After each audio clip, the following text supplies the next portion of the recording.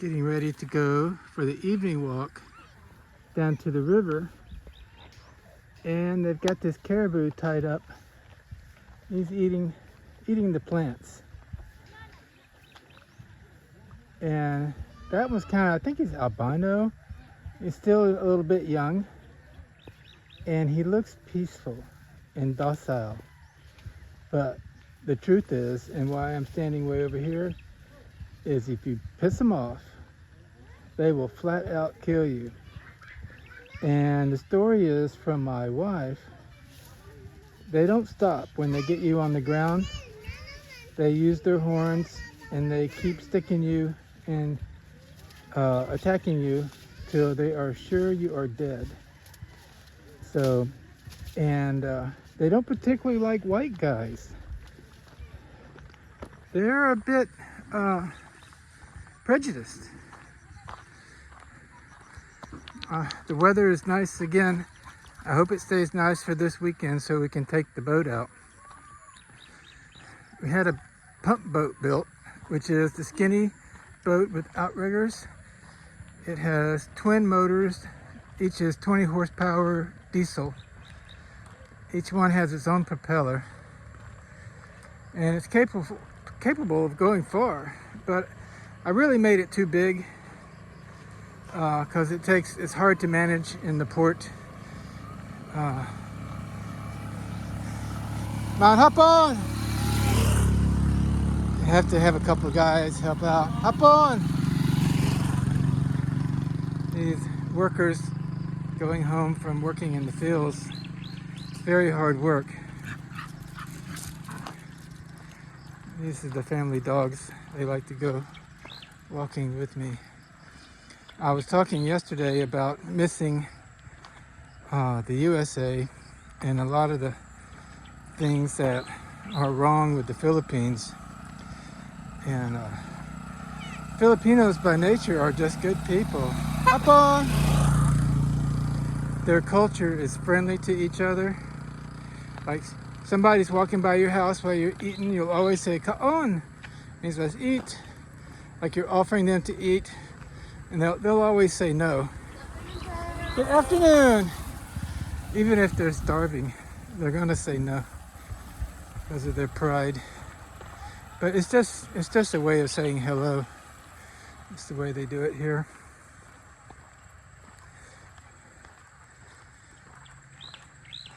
But yeah, there's been a lot of crime on this island lately. And there's also like a Revolutionary Army. You know, they have some legitimate gripes against the government, but you get a bad fraction of them and sometimes they bang on your door and they want food. One, you know, being a white guy, foreigner, they think you're rich, got rich family. They're liable to kidnap you for ransom. You hear about that mostly in Mindanao. Doesn't happen here too much, but from what I found out, if you go up into the mountains away from the towns, that's where they tend to hide from the armies. They have a rough life up there. But I've heard some crimes against citizens done by the army, which would make it understandable that they have a problem with the government. But I won't get into politics much, and I'll just say I don't know the whole story. Can't go into politics too much here. I'm not a citizen of this country, so you know, I can't voice any opinions. I can just leave, which is my plan. I'm not saying that you can't come here and live in the Philippines. Like, I could probably live in this village surrounded by family and nothing's ever going to happen to us. But I don't want to do that. I don't want to hide on my porch. Basically, that's the mindset of my wife. I'm afraid to go anywhere without an entourage with her. And that's just a bad way to live. Like, in the United States, without a gun, I wouldn't be afraid to go anywhere camping. I mean, the chances are low something's going to happen to you. Sure, there's places you don't want to go in the big cities into the... Oh wow, look at how long the shadow is from the evening sun. That's wild. Hello, dude. My goodness. There's a long shadow.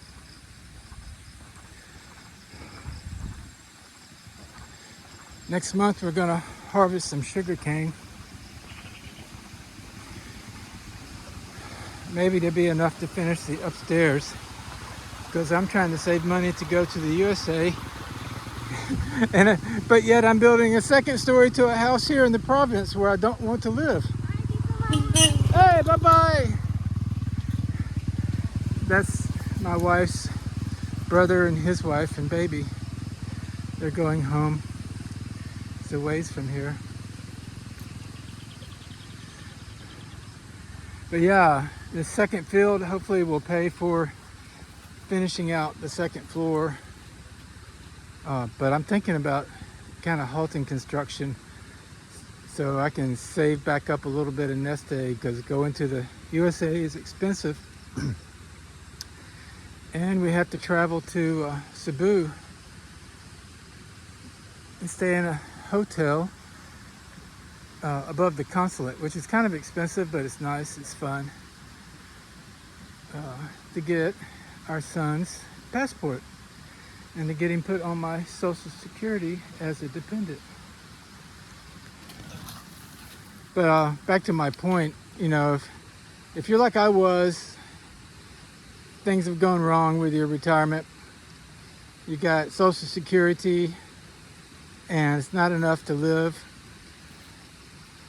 in the USA, you can come here and live on between $1,500 and $2,000 a month.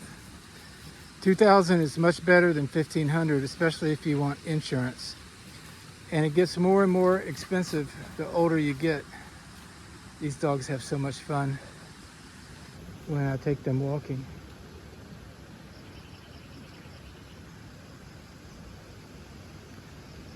Okay, 7 minutes into it.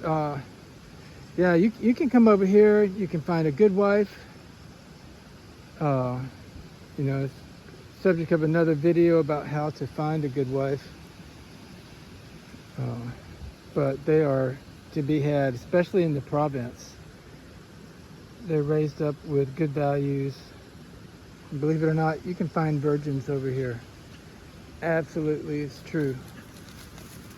But, you know, if you're my age and Social Security age, you're not thinking about that. Most people don't, about dating someone that young. And it wasn't my intention. Actually, I had a fiance before. I was engaged to be married to a lady that was 43. And that didn't work out. We broke up right before the wedding. And she's a fine lady, but it's a good thing we broke up. And I actually called it off after I'd already paid for the wedding, because I just saw the writing on the wall. It wasn't going to be what I was looking for. She had been married to a foreigner before that had a pretty lot of money.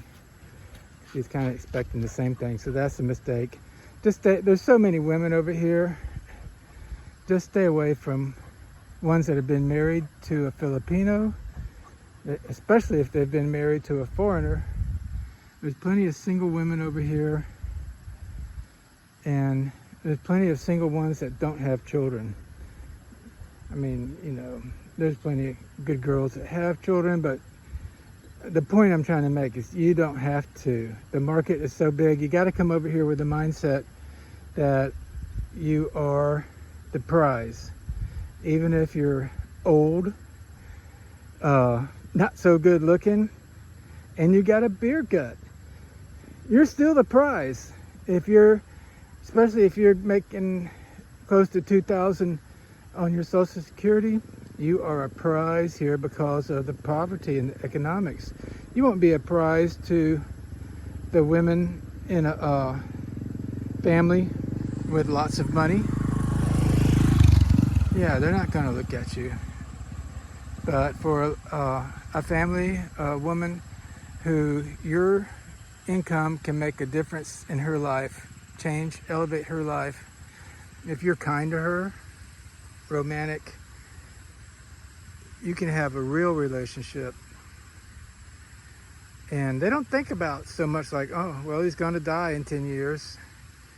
They just make the best of it now, and you know, they're getting ahead in life, and then they don't think so much about the moving on till it's time to move on.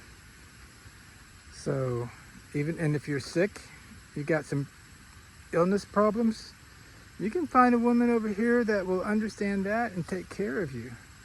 You just need to reciprocate back to them, give them something so their future is a little better. That's the driving force between the relationships here.